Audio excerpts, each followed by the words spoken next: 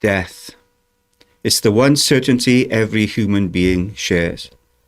No matter our age, race, beliefs, or wealth, it waits for each of us like a final horizon, that big hole in the ground that looms for us all. And for most, that inevitability casts a long shadow.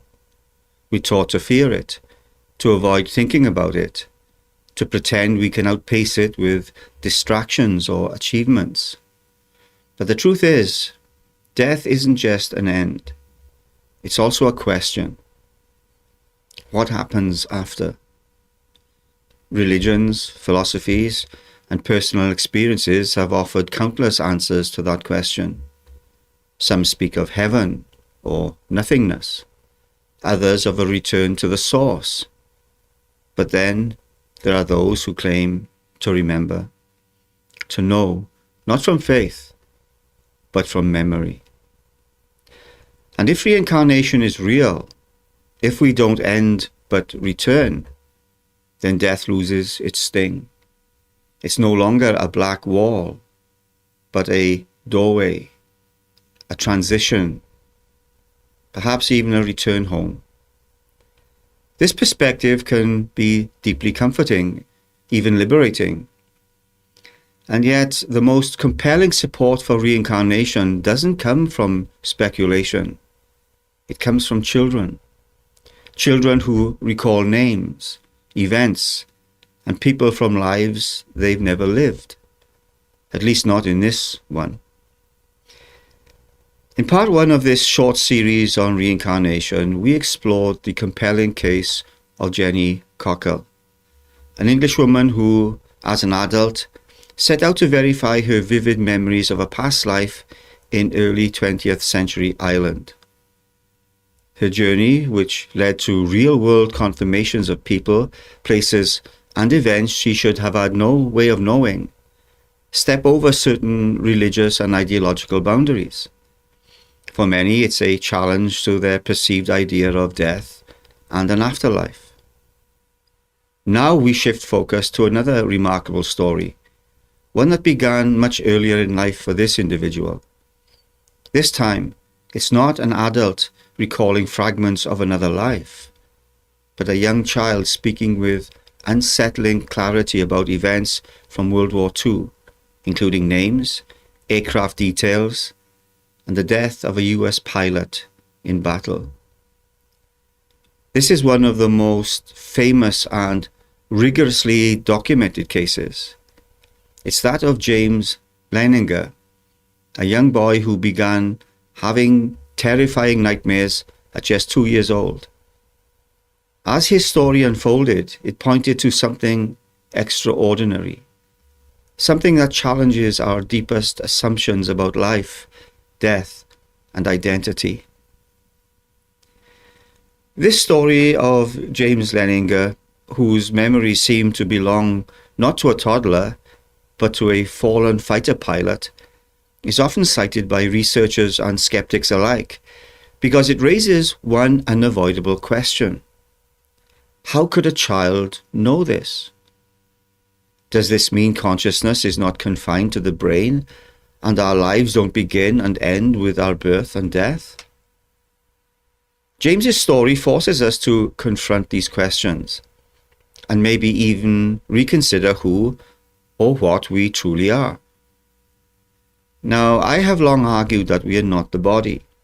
We are more, much more, as seen in the story of reincarnation, which was once seen as a mythical belief, but is now being explored through the lens of serious academic inquiry, especially in the study of children who spontaneously recall past lives.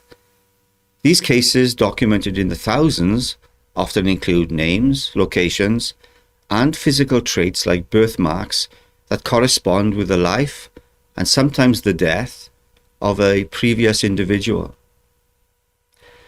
So let's take a closer look at one of the most famous of these cases and what it might mean for the nature of memory, soul, and survival after death. Because I'm the grumpy grandpa. Ladies and gentlemen, truth seekers, skeptics, and fellow sufferers of mild to severe cognitive erosion. Welcome to the Grumpy Grandpa channel, where the wisdom runs deep, the memory runs shallow, and the gas, well, the gas just runs. Meet your host, the Grumpy Grandpa, a man forged in the fires of mild irritation and suspicious Google searches. With a PhD in advanced conspiracy theory from the prestigious University of Late Night YouTube, Grumpy is here to unravel the mysteries of the universe, as soon as he remembers what they were. A survivor of the terrifying condition known as uncontrollable flatulence syndrome, he bravely carries on despite sounding like a one-man brass section during his meditations on metaphysics. Now, don't be fooled by the grumbling. Underneath the crusty exterior is a slightly warmer crust. Grumpy is known for calling it like it might be, possibly misquoting ancient text, and occasionally forgetting why he started talking in the first place. Some say he's a little tup, others say he's just vintage. Either way, he's your slightly unhinged spiritual tour guide through reincarnation, vibrational frequencies, and government cover-ups. All with a heavy dose of sarcasm and a light sprinkle of actual insight. Maybe, we think.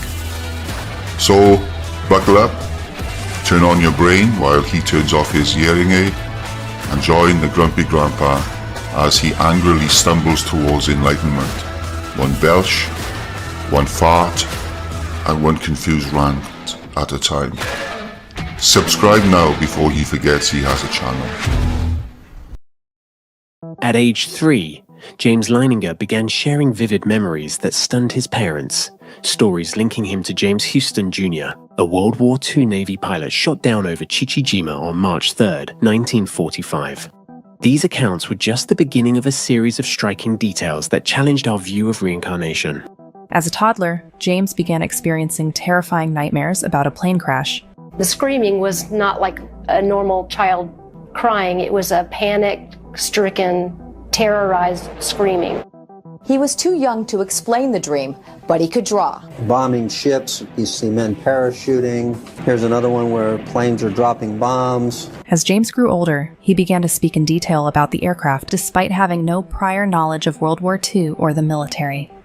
What's truly astonishing is that James is just one of many children around the world who share eerily similar memories, raising questions no one can quite answer. I think what the research shows is that for people who are open to considering the possibility that there is evidence that consciousness at times can exist separately from a functioning brain. If you look at the best cases, they provide evidence that at times there can be this carryover of memories and emotions that seem carried over from one life and continue on in another. Andrea and Bruce say they weren't watching World War II documentaries or conversing about military history. This is an F-18? No, that one. So what explains the nightmares and James's strange obsession with airplanes?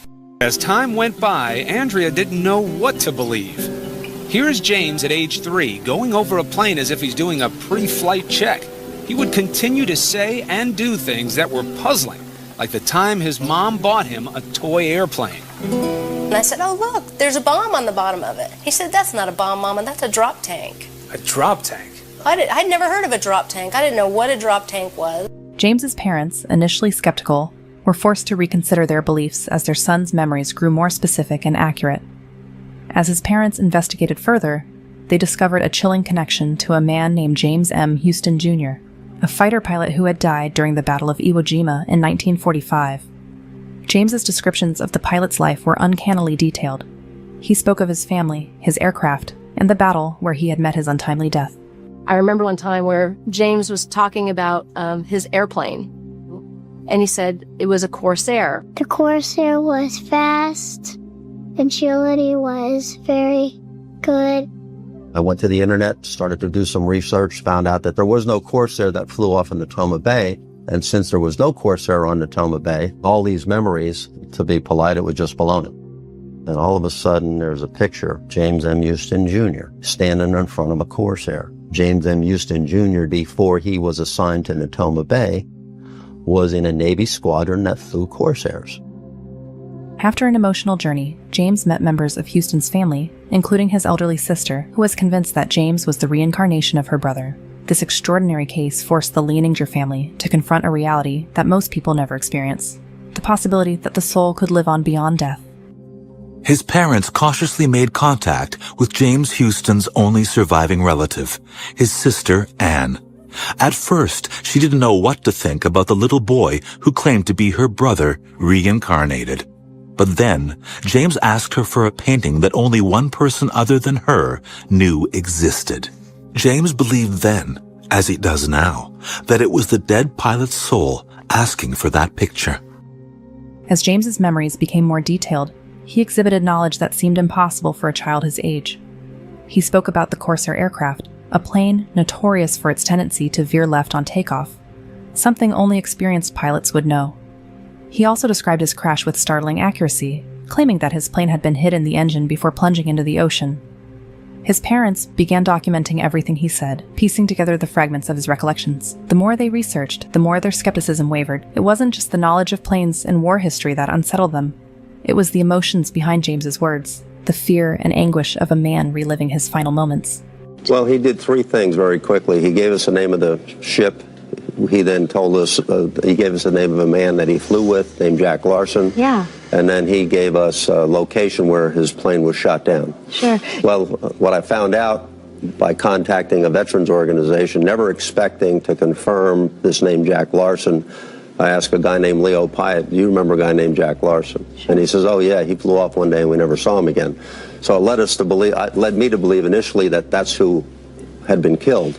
But sure. We discovered later that there was only one man killed during the Battle of Iwo Jima, and his name was James M. Houston Jr. But James's case is not unique. Around the world, similar stories of children who remember past lives continue to surface, each one offering its own puzzle to solve. The case of James Leininger has been studied by researchers like Dr. Jim Tucker, who has carried on the legacy of Dr. Ian Stevenson at the University of Virginia. They've catalogued thousands of similar cases, children who remember lives, deaths, and details they couldn't possibly know. Skeptics point to confirmation bias or parental influence, but many believe James's story defies those explanations, as do I.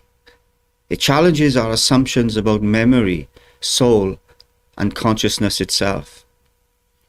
The stories of Jenny Cockrell and James Leininger, which are only two of many, reach across generations, across oceans, battlefields, families, and time itself. Two souls separated by decades and experience, both tugged by a feeling that something in this life was not the beginning. Jenny followed the echoes of memories she should have never had, drawn to a life she left long before. James, still in diapers, recalled the terror of fire and sky, the strange familiarity of faces he had never seen. If these stories are true, then perhaps they are not rare. Perhaps we all carry the residue of other lives, of moments once lived, of people once loved. Perhaps every scar, every longing, every unexplainable comfort or fear is a murmur from somewhere we've been before. James's story leaves us with a haunting sense of continuity. A young boy remembering a life cut short in war, carrying trauma that didn't begin in this lifetime. And yet it also offers something strangely hopeful. Evidence that perhaps we do go on, that consciousness isn't tied to a single name or single body or even a single time. But this leads us to a deeper, more uncomfortable question. If reincarnation is real, why don't we remember? If this life is meant to be a school, a place where we learn, grow, and evolve through experience, then why are we stripped of the very memories that could guide us? What sense does it make to forget the lessons of past lives, only to stumble blindly into new ones, repeating mistakes we've already made? Some say the forgetting is mercy, a reset, so we aren't crushed by the weight of lifetimes past. Others claim it's simply how the process works. But what if it's something else entirely? What if the forgetting isn't natural? What if it's imposed? Now this is where we begin to enter darker territory. The soul trap hypothesis. This idea that the memory wipe, the reincarnation cycle, and even the light at the end of the tunnel might not be what we think they are. That we may not be recycling for growth, but recycling for control. Because if reincarnation is real, then the real question is, who's running the show? As I tried to articulate in the last video, I ask questions all the time, like, why do I have an utter abhorrence of totalitarianism? Sometimes it's so intense. Was it because I spent time in a concentration camp or a similar experience in a previous life, with minute fragments of the memory deposited in those emotions? What of my love for reggae and the Caribbean lifestyle? Was I a Rastafarian in an earlier life? Or maybe a Buffalo Soldier? Buffalo soldier, dreadlock Rasta. It was a buffalo. Or both. I don't know. But that's it, isn't it? We may have suspicions, but we don't know for sure. If these things are so, then why don't we remember? Why do some recall while most of us forget? Why the veil? Why the silence? If we are here to learn, you would think the memory of mistakes we made would be essential to that education. But they are wiped. Why? Aren't you suspicious? Now this is a question too large to answer in one telling, but it lingers, doesn't it? Like a shadow at the edge of our dreams, a hint that this life may not be all there is, and that perhaps we've all been here before. Perhaps we are persuaded to come back against our better judgment, tricked maybe, just like a car salesman wanting to sell you a vehicle at any cost, even trampling moral integrity. I'm sure a lot of us have been there. The verbal acrobatics they go through to convince you to buy. And who are those entities we reportedly see after death, giving us a life review, convincing us we have unfinished business, which is a common occurrence of NDEs or near-death experiences? Who's running the show indeed? In the next chapter of this journey, we'll explore a deeper, more controversial idea, one that I've put forward more than once, and one that asks whether this forgetting is natural or by design. Thanks for watching, and until the next time, stay curious.